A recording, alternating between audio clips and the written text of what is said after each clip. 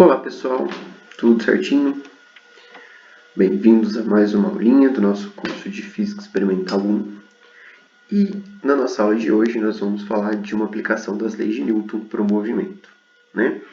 Então, como é que vai ser a nossa aulinha de hoje?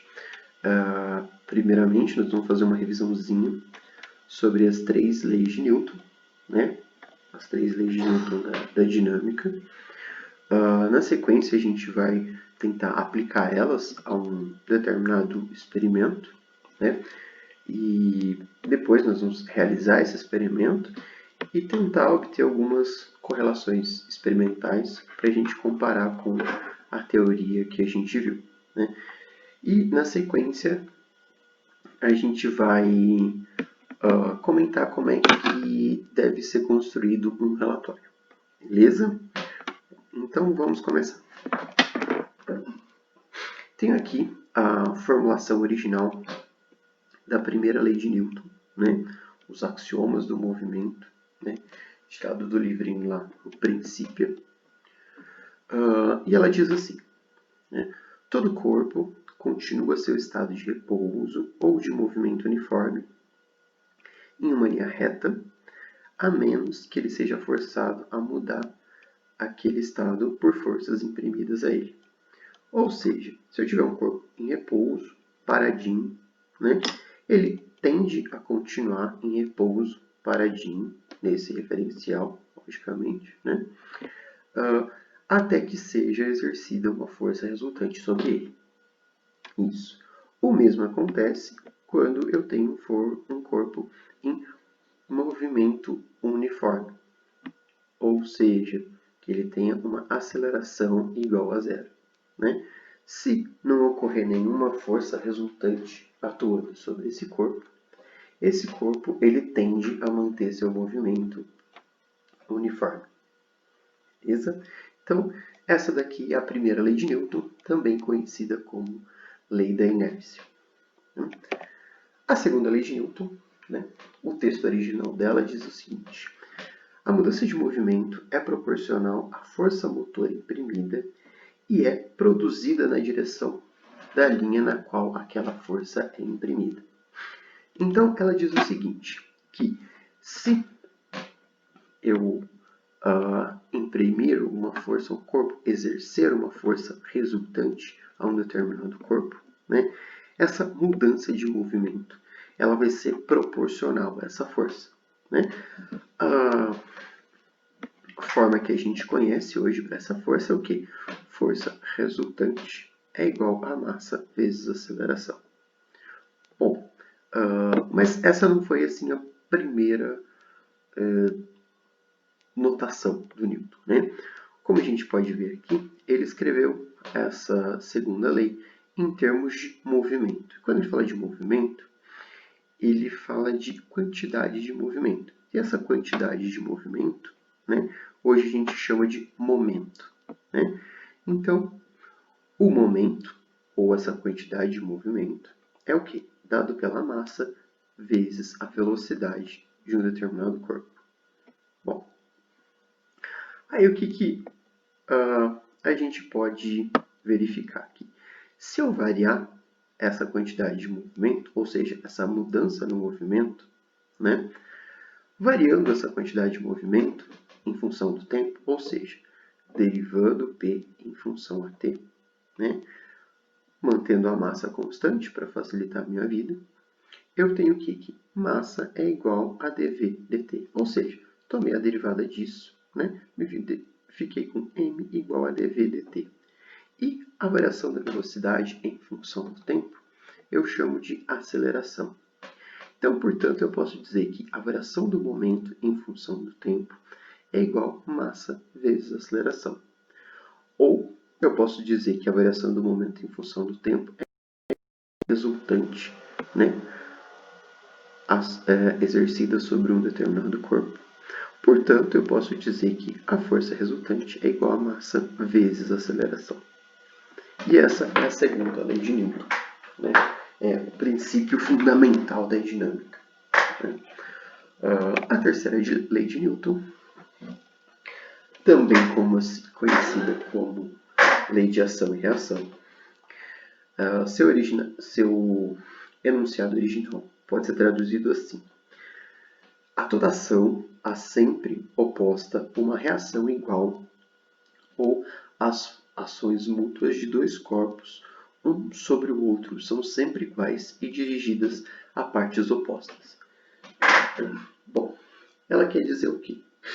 Que para toda ação há sempre uma reação igual e oposta. Como assim igual e oposta? Por exemplo, se eu empurro a parede aqui, eu estou exercendo uma força na parede. Então, aqui tem a parede. Eu estou exercendo uma força na parede. Se essa parede não está se movendo, o que está acontecendo? Bom, pela segunda lei, se ela não está se movendo, né, manteve o movimento, teve uma aceleração zero. Eu não sou tão forte assim, né, para a parede se mover. E o que vai acontecer? Eu vou sentir na minha mão a parede me empurrando de volta. Então, eu posso dizer que a força que eu estou exercendo na parede é a força 1, 2, minha, na parede, e a força da parede é a força 2, 1. A força 1, 2 é igual à força 2, 1 em módulo. Ou seja, elas têm a mesma intensidade. Porém, elas têm sentido contrário. Né? Ou seja, em módulo, elas são iguais. Elas têm o mesmo valor. Se eu empurrei com 5 N, a parede também está me empurrando em 5 N. Uma coisa interessante dessa terceira lei é que isso ocorre instantaneamente. Né? E a somatória das forças não vai dar zero. Por quê? Porque as forças estão sendo exercidas em corpos diferentes. Eu estou exercendo força na parede e a parede está exercendo força em mim. Beleza? Então, esse foi um resuminho das três leis de Newton para o movimento. As 3 leis de Newton da dinâmica. Vamos para o experimento agora. No nosso experimento de hoje, nós temos como objetivo geral a aplicação dessas leis de Newton para o movimento. Né? E como objetivo específico, nós vamos tentar determinar a relação entre a aceleração e a força resultante que atua no sistema, que é gráficos, teorias de erros e tal. Como é que vai funcionar esse experimento? Bom, nós vamos usar o trilho de ar de novo, né? Então eu vou colocar o carrinho no trilho de ar, uma cordinha e eu vou colocar uma quantidade de massa aqui na cordinha, amarrada na cordinha. Essa massa vai estar exercendo uma força-peso no caso, né? Que quando o eletroímã não estiver mais segurando o meu trilho de ar, né? Ele vai puxar esse carrinho para cá. Bom, aí o que a gente vai fazer? A gente vai variar a quantidade de massa do carrinho e a quantidade de massa que está puxando aqui. Ou seja, variando a quantidade de massa, eu estou variando a quantidade de peso. Ó. Força-peso é igual a mg. Se eu aumento a massa, eu aumento o peso. Né? Se eu diminuo a massa, eu diminuo o peso. Né? Ou seja, vou variar a força que vai estar sendo exercida no carrinho. E para isso, essa força tem que ser resultante. No caso, a partir do momento que eu desligo o eletroímã aqui, se o meu trilho de ar está ligado, ou seja, eu tenho aqui aquele colchão de ar, né, que o trilho sopra, eu vou ter uma superfície sem atrito. Então, a força resultante, ou seja, a força que vai estar puxando esse bloco aqui, esse carrinho, vai ser equivalente a essa força-peso. Então, o que nós vamos fazer? Nós vamos variar essa quantidade de força. Né? Como a gente vai variar? A gente vai variar mexendo na quantidade de massa que tem aqui, que vai estar pendurada. Bom, então, quais materiais que a gente vai precisar? O trilho de ar, né? Um eletroímã, sensores de tempo, rodana, drena, nível, um fio inextensível, ou seja, um fio que não estica, um suporte para a gente prender, pendurar aquelas massas, 6 massas, essas massas a gente está chamando aqui de massas, mas são discos metálicos que tem mais ou menos 5 gramas cada, e uma balança digital. Bom, então, aqui tem um esqueminha da montagem experimental. É bem parecida com aquelas que a gente já usou nos últimos 2 experimentos, né? O que a gente tem que tomar de atenção aqui é que, para este experimento, o trilho ele deve ficar numa superfície plana, ou seja, ele não pode ter inclinação nenhuma, porque, de acordo com o experimento que a gente fez semana passada, né, quando ele tem uma inclinação, eu vou ter uma força resultante, né, consequentemente uma aceleração. Bom, então ele tem que estar alinhadinho aqui. E outra coisa que a gente mudou nesse aparato é que nós trouxemos o trilho aqui para a beirada da mesa. Por que nós trouxemos o trilho para a beirada da mesa? Olha só, a massa ela vai estar presa aqui, né? E se ela estiver em cima da mesa, quando eu soltar o eletroímã lá, ela vai começar a cair, né? Vai puxar o carrinho para cá. Se ela estiver em cima da mesa, ela tem um espaço muito reduzido para cair, né? Como a gente fez lá no nosso primeiro experimento. No primeiro experimento, ela caiu em cima da mesa. Para quê? Para que quando ela passasse no primeiro sensor, ela já não acelerasse mais o carrinho. Ou seja, quando ela passou pelo primeiro sensor, né, ela já estava em velocidade constante, não estava mais sendo acelerada. Não tinha nenhuma força resultante atuando sobre ele. No nosso caso, hoje, o que nós vamos fazer? Trazer o trilho para a beirada da mesa, para quê? Para que ele tenha mais espaço para cair, ou seja, uma altura maior aqui. E essa altura ela tem que ser grande o suficiente para que, quando o carrinho passe pelo último sensor, ela ainda não tenha encostado no chão. Para quê? Para manter uma força constante atuando sobre o carrinho em todo o movimento.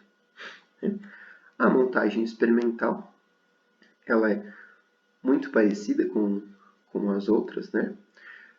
Essa aqui a gente utilizou 5 sensores, então vamos ter 4 medidas de tempo, né? O mesmo carrinho, os mesmos sensores.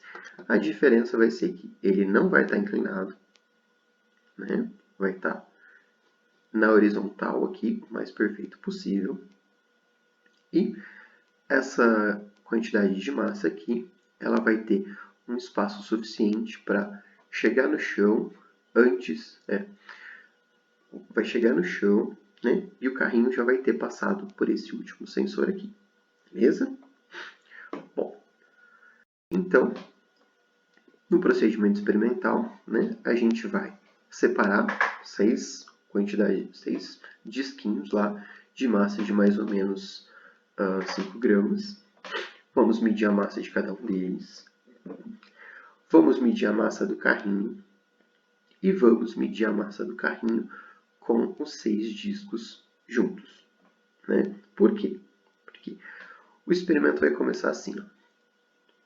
Todas as massas aqui, em cima do carrinho, e só o suporte aqui. Aí, na segunda parte, o que a gente vai fazer? A gente vai tirar 2 massas aqui e vamos acrescentar 2 massas aqui. Ou seja, estou mantendo o peso do meu sistema constante, né? Porque o peso, a massa do meu sistema constante, né? Ou seja, a massa total do carrinho mais a massa total das anilhas de metal, né? Ou seja, no começo elas estão todas aqui, depois elas vão migrando a cada passo para esse lugarzinho aqui, né? Assim eu faço o quê? Eu mantenho a massa total constante. Por que isso é importante? Isso é importante para a gente poder comparar, né? Se eu simplesmente acrescento as massas aqui, eu estou variando a massa total do meu sistema. Ou seja, eu estou acrescentando uma variável no meu experimento, né? E quanto menos variáveis eu tiver no meu experimento, mais fácil é isolar as variáveis que eu quero, descobrir as grandezas físicas que me interessam. Então, nós medimos as massas separadamente, anotamos a massa de cada um, colocamos um adesivinho aqui, né, para identificar uma ordem. Medimos a massa do carrinho e acrescentamos as anilhas aqui, ó, nos suportes próprios do carrinho. Beleza? E esse é o videozinho do experimento, né? Aqui nós temos a montagem experimental completa. Então, ó, o trilho de ar, os sensores, o carrinho posicionado, o cronômetro, aqui o cano que leva o ar do compressor até o trilho de ar, a chavinha para ligar e desligar o eletroímã, o cronômetro, acho que eu já falei, o fiozinho inextensível, ou seja, que não estica, e a quantidade de massa que vai estar exercendo uma força-peso para puxar o carrinho assim que eu desligar o eletroímã. Né? Essa é a montagem experimental. A primeira coisa que a gente tem que fazer quando vai realizar esse experimento é o quê? Ajustar a posição desse primeiro sensor aqui. Por quê? Bom, é interessante que esse primeiro sensor ele esteja numa posição mais próxima possível, né? O carrinho esteja numa posição mais próxima possível desse primeiro sensor. Tanto que aqui a gente nem está conseguindo ver a antena desse carrinho, né? O que aciona o sensor. Por que isso, professor? Bom, isso é para facilitar a nossa vida na hora de fazer as contas. Porque desse jeito a gente consegue considerar lá no tempo zero, né, a velocidade sendo zero e a posição sendo zero também. Ou seja, desse jeito a gente tem V0 igual a zero e S0 igual a zero, né, que ajuda bastante na hora de fazer conta, construir os gráficos e tal. Bom, depois de feito isso, a gente tem que ajustar a distância entre os outros sensores, né? Nós ajustamos uma distância de 15 centímetros. Essa medida foi realizada com uma régua. E essa régua tem um erro de mais ou menos 0,05 centímetros, né? Foi uma régua analógica, né? Régua comum mesmo. Essa daqui é a distância entre o primeiro e o segundo sensor. Essa distância foi mantida padrão, né, para os outros sensores, né? Ou seja, esse espaçamento entre os sensores que o carrinho tinha que percorrer antes de acionar o próximo era de 15 centímetros. Depois disso, nós nivelamos o equipamento, ou seja, tentamos deixar ele mais plano possível. Para quê? Para evitar que qualquer aceleração ela pudesse causar uma aceleração nesse nosso movimento. Como a gente está estudando uma relação entre aceleração e uma determinada força, né, é interessante que essa seja a única força atuando sobre o sistema. Então, nós vamos manter uma inclinação igual a zero, para que essa inclinação ela não proporcione nenhuma aceleração resultante neste nosso experimento. Depois disso, nós vamos medir as massas. Então, a massa só do carrinho. A massa das anilhas tem aproximadamente 20 gramas cada uma. A massa do carrinho com as anilhas, ó, notem que elas estão aqui em cima, né?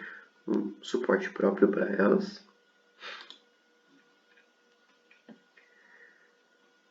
Nós também podemos usar, se tiver disponível, um dinamômetro. O que esse dinamômetro faz? Ele mede força, né?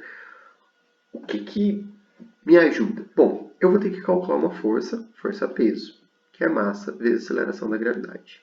Em vez de fazer isso, eu posso simplesmente medir essa força-peso diretamente com o auxílio do dinamômetro. Bom, então, como é que vai ficar a execução do experimento? Vamos colocar aqui o carrinho no sensor. Primeiramente, ele vai ter 5 das 6 massas aqui e uma massinha só para puxando o carrinho aqui. Até lá. E vai funcionar assim. Desliga o eletroímã, aciona os sensores e a gente faz a leitura dos dados experimentais. Então, ó, no primeiro experimento, na primeira repetição desse experimento, né, primeiro passo, nós temos o quê? Essa massinha aqui era aquela que estava pendurada, a massa 1. Tem 20,26 gramas. Medimos o peso dela direto com o dinamômetro, né? E aproximadamente 0,2 newtons. Para fazer a leitura aqui. Bom, aí, essa primeira repetição, colocamos aquela massinha lá de 20,2 gramas, deixamos as outras em cima do carrinho. Então, o que? Mantivemos a massa do sistema constante, né? A massa do sistema é aquela que a gente mediu aqui. O que a gente variou? A gente variou a quantidade de força-peso, né? Mas a massa total ficou constante. E, acionando lá o carrinho, obtivemos os dados experimentais. Repetimos isso umas 5 vezes. Por que 5 vezes? Para a gente conseguir calcular um desvio padrão e ter um erro estatístico decente.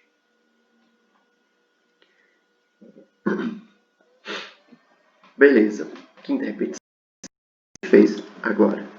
A gente tirou mais uma massa do carrinho e colocou essa massa suspensa. Né? Medimos a massa dela, né? Ou seja, aumentamos a quantidade de força-peso que vai ser exercida sobre o nosso sistema, mas mantivemos a massa total constante. Repetimos também 5 vezes.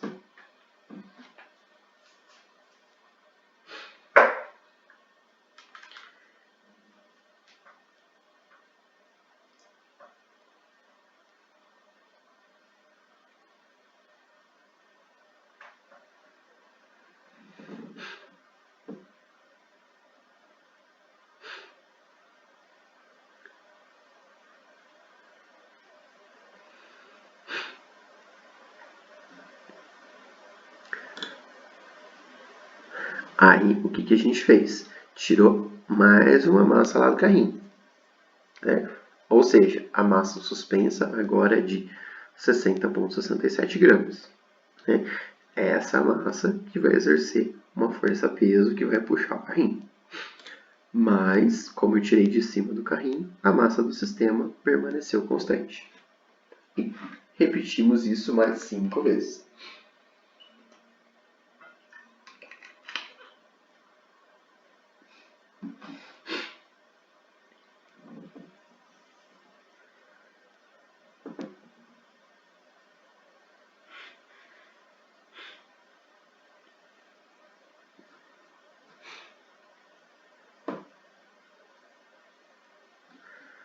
Aí, opa. O que a gente fez? Tirou a massa de número 4 lá de cima do carrinho, né? E repetiu o procedimento novamente. O que mudou de novo? A força-peso, mantendo a massa total constante. Repetimos o procedimento 5 vezes.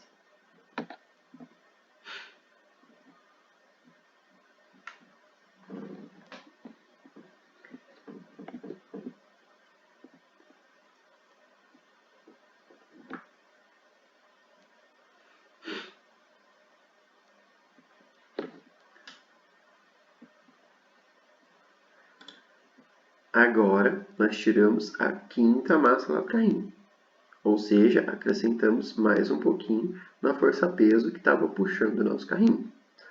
De novo, como a gente tirou essa massa de cima do carrinho, a massa total permaneceu constante. E Repetimos o mesmo procedimento mais 5 vezes.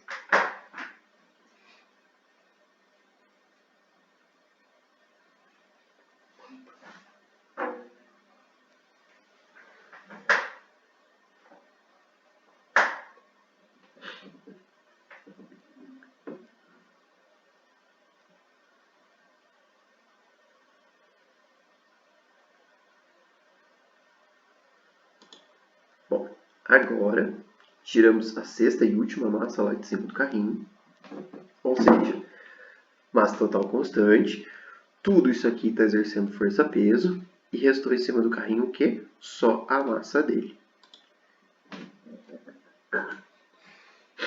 Repetimos mais 5 vezes.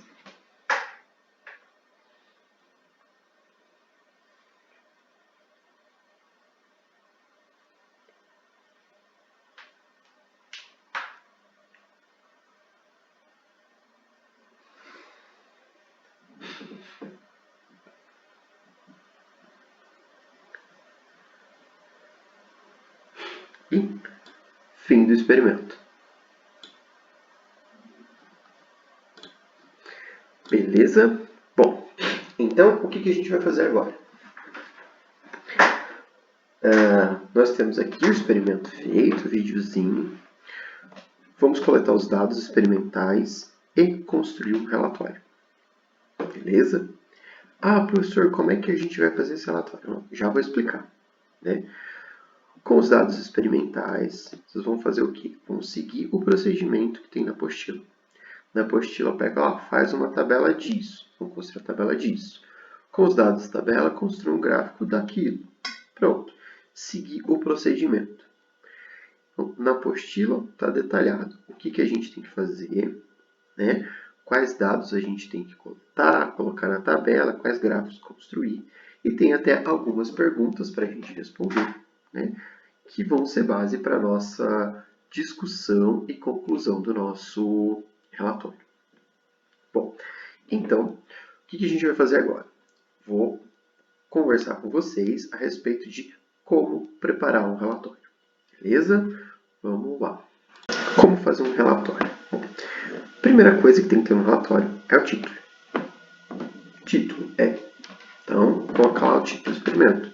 A aplicação das leis de Newton para o movimento. Pronto. Título decente para o nosso experimento.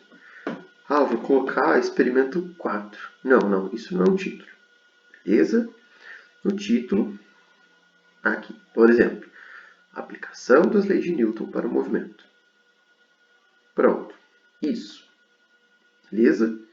Se aparecer escrito experimento 4, é muito bom, porque eu nem preciso ler o relatório. Né? Depois disso, vem um resumo.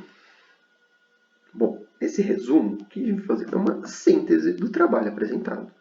Né? Ele deve conter a finalidade, por que você fez isso, né?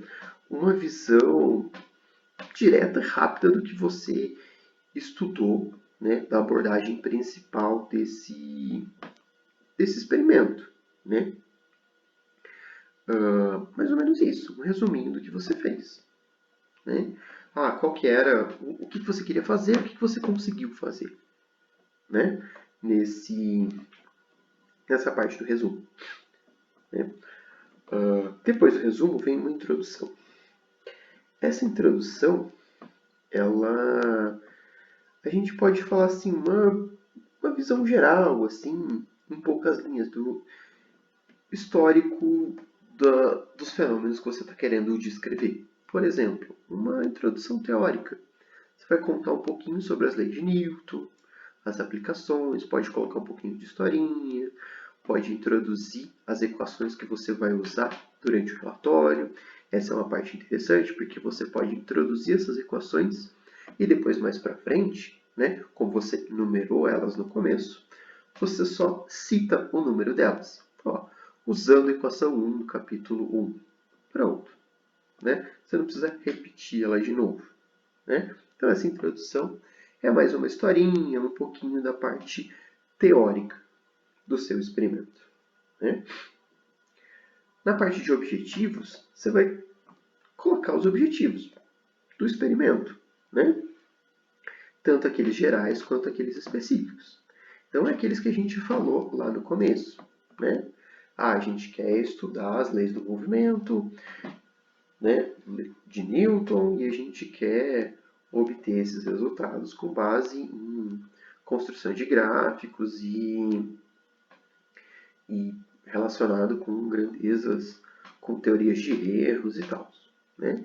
Então, os objetivos é mais ou menos aqueles mesmos objetivos que a gente leu lá no começo do roteiro, né? São os mesmos, né? Por que você fez esse experimento, né? Qual foi o objetivo de você ter construído esse experimento? Depois vem a fundamentação teórica, né? Ela é meio que um aprofundamento daquela introdução. Aí sim você foca numa revisão bibliográfica, né? O que a pessoa que está lendo o seu relatório, ela vai precisar saber, né? Para conseguir entender, né? Então aí é um aprofundamento. Diferente da introdução, que era uma parte mais histórica, de uma importância e tal, essa fundamentação teórica, ela é mais baseada nas leis, né? Já é uma coisa mais no desenvolvimento das equações, talvez na demonstração delas, de alguma que você precise e tal. Aí vem essa fundamentação teórica, beleza? Depois disso vem o desenvolvimento experimental. No desenvolvimento experimental, a gente separa isso em duas partes.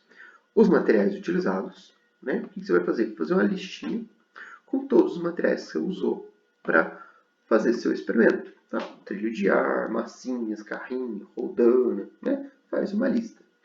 E é interessante que esses materiais que você usou e que foram utilizados para fazer um tipo de medida, como uma régua, um cronômetro e tal, vem acompanhada do erro dele. Né? Para quê? Para que uma pessoa que possa ler o seu relatório e falar, vou reproduzir esse relatório, ficou muito legal. Ele saiba que tipo de equipamento você usou. Né? Então, para ele conseguir repetir igualzinho você fez. Depois vem a montagem experimental. Essa montagem experimental, você vai fazer um esqueminha de como você fez essa montagem, né? E explicar, para que serve isso? Por que eu coloquei aquele carrinho muito perto do sensor, né? As facilidades, as manhas que você teve que usar para facilitar a sua vida experimental. Beleza? Depois disso, aí você vai colocar os dados obtidos experimentalmente. Bom, nesse lugar você coloca as tabelas, né, que você obteve, os dados em geral. Então, quando você está falando de dados experimentais, você está falando de só os dados puros, sem nenhum tratamento. Né? Ou seja, basicamente as tabelas, algumas distâncias, algumas quantidades de massa e tal. Né? Então, é só os dados que você obteve. Aí no item seguinte, a interpretação dos resultados, aí sim, você começa a utilizar esses dados obtidos em desenvolvimento. Tipo assim, aí você coloca os seus gráficos, você coloca lá o gráfico que você obteve, você comenta um pouco desse gráfico. Olha, com aquela tabela fiz esse gráfico aqui. Né? Os cálculos que você fez, né? Nessa parte de interpretação dos resultados. Depois disso, vem a análise ou discussão desses resultados. Né? Nessa parte, a gente vai discutir os resultados obtidos. Aí você vai falar o que você observou, levando em consideração as possíveis fontes de erro. Né? Olha, eu observei que deu bom, mas na minha análise lá deu, sei lá, 20% de erro. Aí você coloca em quem você põe a culpa. A mesa tremeu, o equipamento não é bom, ou essa minha margem de erro está de acordo com os erros. Né? dos equipamentos que eu usei, podia usar uns equipamentos melhores, né?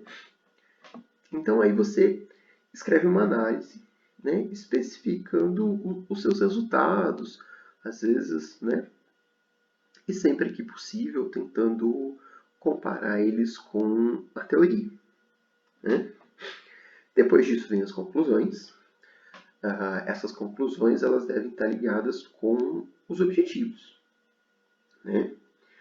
Então, você, ó, eu tinha o objetivo de fazer isso. Eu consegui? Consegui. Olha, legal. Estudei as leis de Newton para o movimento, né? Consegui construir os gráficos, né? Então, esse experimento, né, me deu resultados muito bons comparados com os teóricos, não, né? O objetivo é o que você queria fazer, conclusão é o que você efetivamente fez, né? Então, eu queria fazer isso, eu consegui, beleza. Você concluiu que deu bom, beleza? E na sequência, as referências bibliográficas. Referências bibliográficas, eu tenho que lembrar que são referências de livros. Ah, professor, peguei do Wikipedia. Não, eu posso ter ido lá e mudado o Wikipedia. Né? Qualquer um pode fazer isso. Ah, mas eu peguei do site do fulano. Bom, se o fulano for bom o suficiente, um dia ele publica um livro. Né? Então, as referências bibliográficas são de livros. O livro do Harley, livro do Moisés, tem muita coisa legal. Beleza? Então, é isso. Então, vou pedir para vocês fazerem um relatório, né, para me entregar daqui 2 semanas. Né? Esse relatório tem que conter esses itens. Né? Obviamente, tem que conter o nome de vocês também. Né? Isso não precisa falar.